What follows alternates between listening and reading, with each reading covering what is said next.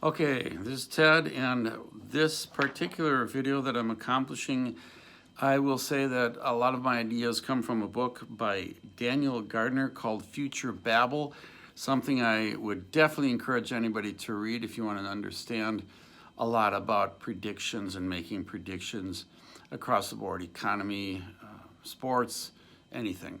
All right, so this is interesting because it does pertain to the so-called prophets of today, as well as a passage in the scripture, 2 Chronicles chapter 18. And I'm going to use that as the base for today. King Ahab, all right, he wants to go to war with King Jehoshaphat. And he calls together his prophets. He's got 400 of them. And 400 prophets all agree on the same thing, that you should go up and that you're going to be successful. That's what I want to talk about, because this is called groupthink. What is groupthink? Groupthink is something that takes place in a lot of boards, and when they're discussing war, when they're discussing all kinds of stuff, not necessarily war in the business community, but war in the political community. Should we go to war with Japan? Should we go to war with Korea? Should we go to war with any country and stuff like that? And groupthink is it's this kind of melting together of opinions where everybody comes to the same conclusion. And that turns out to be some of the biggest problems from time to time, and I'll get a little bit into that. Now, in this particular case, when you have 400 people talking to the kings, there was a leader in that group, and they were all prophets, and that leader is Zedekiah. He is mentioned twice, one for making horns of iron and pushing around. King, you're going to be like this, pushing around your enemy. And the other time is when he slaps or hits Micaiah for not joining the group and not being one of them. And that's another dynamic. I don't think I'm going to get into a lot, but it's very interesting in that Micaiah disagreed with people, and for that he was thrown into prison. There is a price to pay for people who are in disagreement with the group. Okay. And you can, if you've been in businesses, if you've been in any kind of group setting, you know that to be the oddball is not a popular thing. Okay, so he's the leader, Zedekiah. Most modern prophets, if you follow them, if you watch them, you're going to notice that there is a groupthink going on. Sometimes they'll be on the same TV program, the same YouTube program.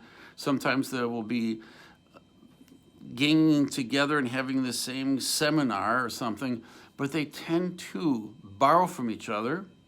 They tend to support each other. And there's seeming to be this groupthink going on, this connection between them. Now, in groupthink, there is usually a leader. And in this particular case, I don't know who the leaders are in these modern day prophets, but I will be looking for them. I do see, however, a lot of qualities of leaders in all of these people. After all, a lot of them are pastors, apostles, prophets, whatnot. So they are already leaders in their communities, but when they get together, I'm pretty sure there's going to be leaders surfacing in their groups, and that's going to be interesting because you need, well, leaders do tend to rise in these types of situations. All right, some of the dynamics you're going to see in groupthink, and some of the dynamics you'll see in that leader. First of all, you're going to see confidence. Confidence versus no confidence. When you have somebody who has very little confidence, they tend not to rise to the top. People want leaders with a lot of confidence. Why? It's a psychological thing. We trust people who have confidence far more than we trust people who have no confidence at all. I lack confidence when I'm in a debate about any major issue. I rarely can just rise up to the top and say, I am right and you're wrong. What happens? I melt, I fall apart. I just don't have the words to say properly. And so people who know far less about the subject than I will walk all over me, and I let them. Why? Because I don't have confidence in the area of debate. And when we're dealing with predicting the future, whether we're talking prophets or whether we're talking about secular predictors, confidence matters. People want to go to newspapers, media. They want the types of leaders, the types of predictors of the future, either of the economy or of sports, who are certain, even though studies have shown that they generally are more wrong than somebody who has a little doubt. So confidence is huge simply because it will buy popularity. It will buy the media. It will get you attention. Groups like certainty. And in a group, these prophets are going to probably be like any other group, and they will start focusing on the one who's the most confident, because confidence does matter so much. There is a Yale economy professor, and he was on a board that could influence the rate of interest for the nation and help either raise it or lower it. And on that board, and this guy's name is Robert Shiller, in 2002, he was predicting that there was going to be a crash coming in real estate. He was predicting that we are in a bubble and we're going to have an economic crash coming up. But nobody listened to him on that board. The group went another way. And he himself blames it on him not being extremely confident. He backed down. He said it timidly. And so when all the others gave their opinions, they said, no, our economy is doing great. Let's lower the interest rate. And that's what they did. Well, 6 years later, the economy crashed. Confidence does matter.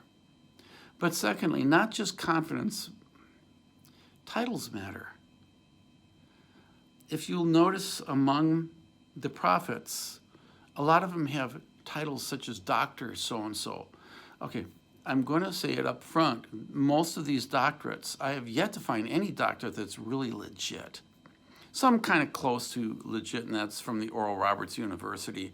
I don't know how qualified they are as a school, but I do believe they're fully credited. But they're hard to find. Most of these people have fake doctorates. It's something that the charismatic movement leaders tend to enjoy getting and giving each other, is fake doctorates.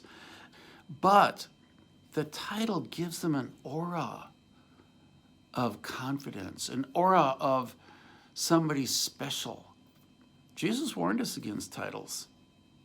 And that doesn't mean you have to say, I'm not going to call my doctor a doctor. No, your doctor probably earned it, and he is a doctor, whatever.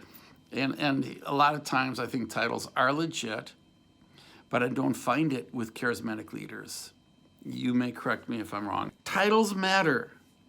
CEO, the CEO of your company, whatever he says, whatever she says, it's going to probably be carried. Titles such as apostle and bishop, and these are titles that the New Apostolic Reformation especially, but other charismatics as well, give each other and give themselves, because it gives them a special aura that people are going to surrender to, that people are going to, ooh, that's something special, puts them on another level. Now here's the problem.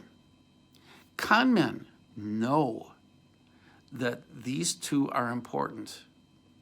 So they will use confidence and they will use titles. They will create titles for themselves.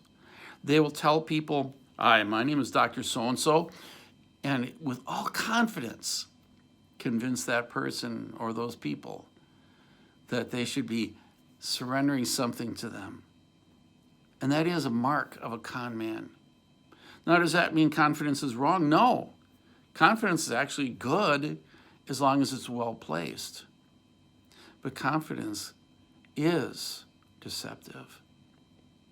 In other words, just because somebody's confident does not mean they're right. Just because somebody has a title does not mean that they deserve that title. Now, I see groupthink among modern day so-called prophets. I see a lot of groupthink.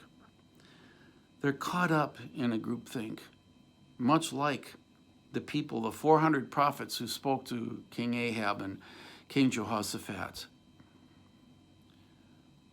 I see them feeding each other.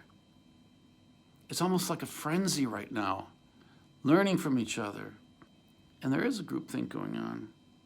I don't know who the leader is yet, but I'm pretty sure there are at least 1 or 2 or 3 or 4 leaders who are kind of leading this movement. All right, tell me what you think. This is Ted. Have a good one.